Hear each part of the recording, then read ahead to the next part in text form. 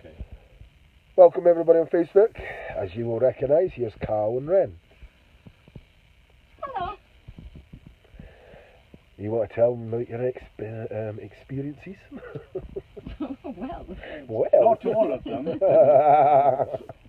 well, where are we? We're in the last, well, it's the last night, Yeah. really, isn't it? 'Cause tomorrow we're going to finish the walk tomorrow, and we're setting off quite early in the morning. I'm hoping to arrive in Parliament Square at around about 11 o'clock. So I think we've been taking stock, really, a lot of what's happened over the last few weeks. It's gone past really quickly, and we've had some very interesting moments, haven't we? Yeah, I think you could say that. Yeah. It's been amazing, actually. It's been hard work. It's been, as we'd expect, sore feet, hard work. But we've met a lot of amazing people, all with very interesting stories. And I think one of the overall things I would say is that it would seem for the majority of people, it doesn't matter what your politics are, people at the moment seem really unhappy with the government and just how the government is doing them. I've met people who have similar politics to me who have the same, just are really struggling, and then people who've got completely diverse politics and they're still saying actually what the government is doing is just taking no notice of anybody at the moment, and I think that's been quite fascinating, really. Quite a clear message that we've had. And the thing is, this is all the way from Scotland through every county, basically, down to here. Right, okay. Interesting point. If I was to say to you, what is your fondest memory or memory that sticks out, good or bad, for each area you walk through, what would come to your mind?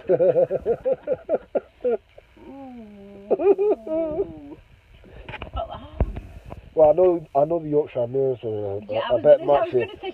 What's it you said to me? The sheep go meh. No, Yorkshire was Yorkshire's big. Yorkshire's big and hilly, isn't it? Yorkshire's big and hilly, and at this time of year, it's also very wet. Just a wee bit. And quite misty, wasn't it? We got quite lost. We Well, felt like we didn't. We weren't lost. We knew exactly where we were, but the thing is, it just you have this sense of being separated from anything. There's this sense of, it's almost like a twilight zone. You know where you left. You know where you're going. You're somewhere in between, but it just doesn't seem to have any specific dimensions from that point onwards. It's just a hill. And a bit like being stuck on a treadmill. You're walking but getting nowhere. Yeah, Yorkshire, because it's the biggest county in the country. I think the interesting thing is, with anything like the Yorkshire Dells experience was as bad as it was, it teaches you a great deal about the way things work and the way you work. We were in a position where we'd really planned everything very well, and it went to pot. And we had to sort of make it up. There was no way at that stage. It was just the two of us trying to make our way to the destination we had to get to by a specific time, and it wasn't happening. And we got to a point where we thought, regardless of what plan B, C and D that I came up with, that wouldn't work, that wouldn't work, that wouldn't work. And in the end, it just came down to us saying, well, okay, let's just run. And we ran, and so we were at a point where we thought we hadn't got any more, but we mustered it together, and we did. And it teaches you a great lesson about how much you can achieve if you just concentrate on the ultimate goal. Really good. Yeah. That's really good. Then that has made me think as well about other things that just kind of happen on the way, and it makes me think of the country at the moment.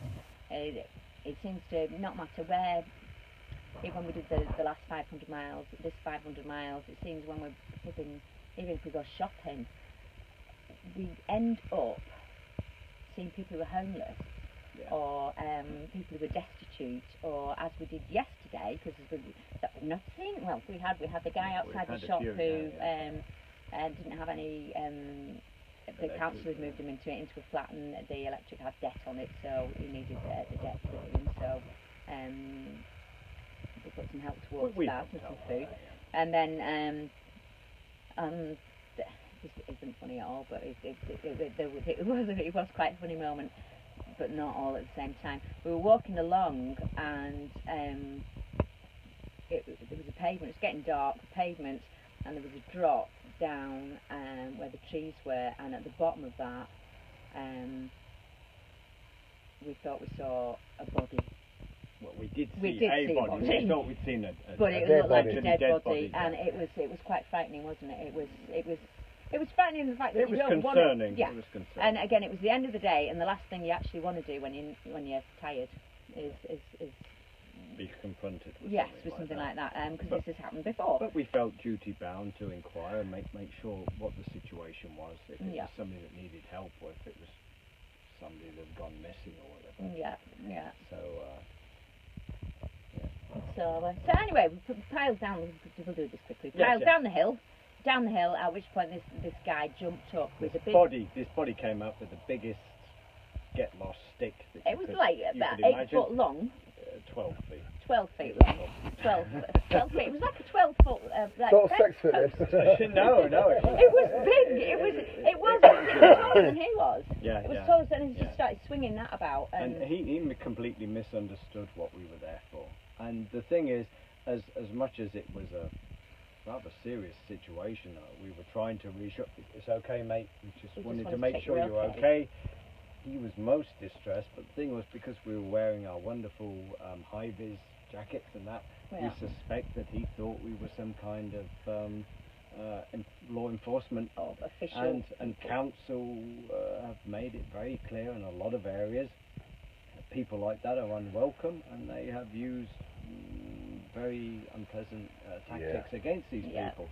So as much as this was a potentially dangerous situation for us, it was also dangerous for him, because he's disappeared into the night without the cover of this forest or whatever, simply because he had been made very unwelcome, and such a thing should not exist in this day and age. And it is purely down to the government policies, and this is one of the reasons, amongst many, that we are walking from Scotland, who at least appreciate the nature of these problems and how we could potentially put them right, and Westminster's view of these things, where they really don't give a damn. They're just trying to persecute people, prosecute people. Yes, it's this whole austerity measure. If you are not rich, if you are not one of our club, then you are not welcome. But basically, that considers the greater part of the human race, and that is absolutely unacceptable, and we will not tolerate that. Not just us, but Scotland will not tolerate that, and that's one reason why we are going to separate from the United Kingdom. Very good. So, after all that, what was actually your highest point you could think that's maybe been the best moment in the whole journey? Best moment? Obviously, we can't talk about tomorrow because that's not happened yet. No, it's not happened yet. Oh gosh, the best moment. There's been lots of little things which have been.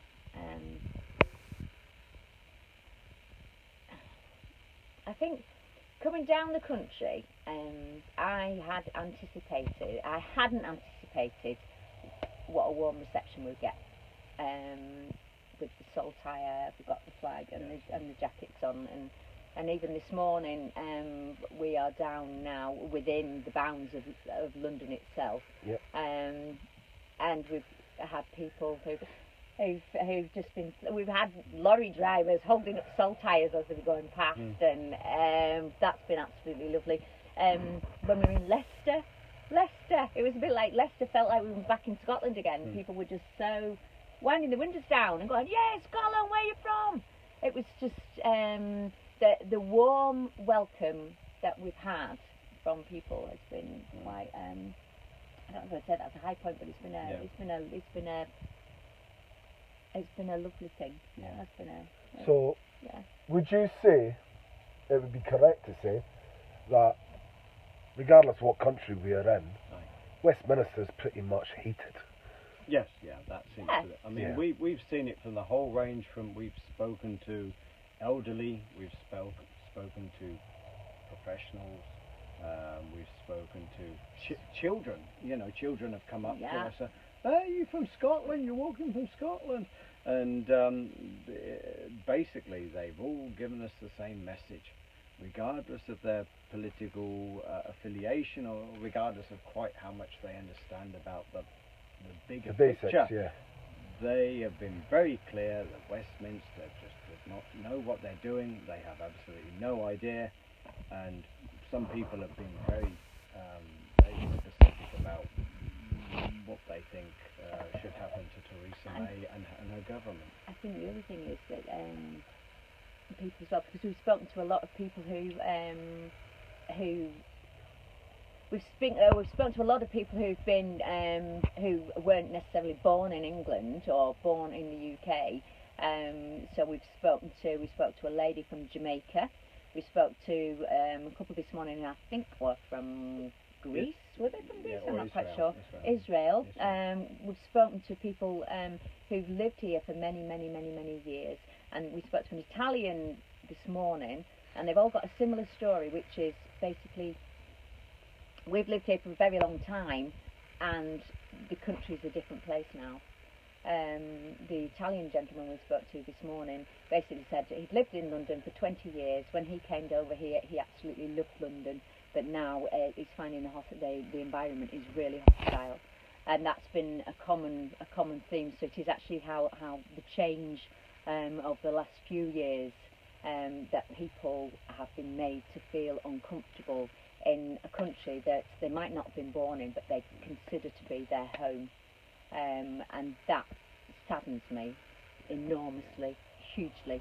Yes, the thing is, this used to be at least considered to be a very welcoming country. I mean, God knows a lot of these countries were helping us out during the war. The Polish people came over to help us fight against the Nazis and such. And now we're having this Nazi government Attitude, yeah. Yeah. So that is absolutely great. For me, one of the highlights was Derby. It was a huge deal to be coming across Prince Charles' monument. Yeah. That was an exceptionally wonderful moment. I felt a real connection with the history and what we were doing. Derby was always very important on our route down south, Right. and that was a grand thing. Then got to place her very first yes stone on that monument, which was really wonderful. And one of the other highlights is Ben's smile every morning. No.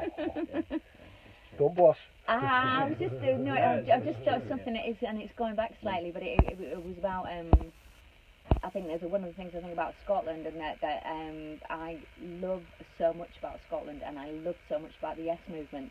And that is the fact that on a lot of the walks last year, people at the front of the walks, we had was it a Sikh band or a samba? Yes, and then we've had a samba band. We've had people from lots of different nations. We have people there just from all over the world. Scotland is inclusive. Because it's very Scotland inclusive, is an inclusive, and in fact, as you've well, probably noticed, we've got very English accents. We were born in England, and actually, living and being in Scotland has been a breath of fresh air, because it's such a welcoming place. Well, for me, Scotland is one of the few places where I can live the kind of democracy that I've always grown up to believe in, and that does not exist in England in the current economic, political climate. Okay, you got any closing statements before I end this? Any closing statements? Just that looking forward to tomorrow, really. Yeah. Looking forward to tomorrow. We are going to go and place Yes Stones in Parliament Square. College Green, hopefully. And we've got a few little. Yeah, we'd like to say a few words when we're there, and we know there's a few people coming along. So, yeah, and we feel like this journey won't be finished actually till we get back home again, I think. Cool. And for me, it's basically this has been an incredible journey. It's been a lot harder than the original for various reasons, but it was absolutely necessary. I wouldn't have done it otherwise. And I feel that if we hopefully get the attention that I'm hoping we may get, it'll take away some of the attention that Nigel Farage and his oik may get. Then I'll be a happy fellow, because that kind of ideology, which is just based around his ego and nothing else, rather than some actual principle, if we can take away just a wee bit of that gusto and that interest from the press, then I'll be a very happy fellow. And after that, it's just about getting back home and finding my feet again. That's why I'm here. Okay. Well, I'm sure I can speak for the rest of Scotland and the Yes movement anyway, and say we all think the Wildy is, and best foot forward, and make sure you put that boot and tread on that bloody tarmac nice and hard. Alright people, we're away now. Thanks for watching, take care, spread it far and wide. Thank you. I don't think I ever want to see Nigel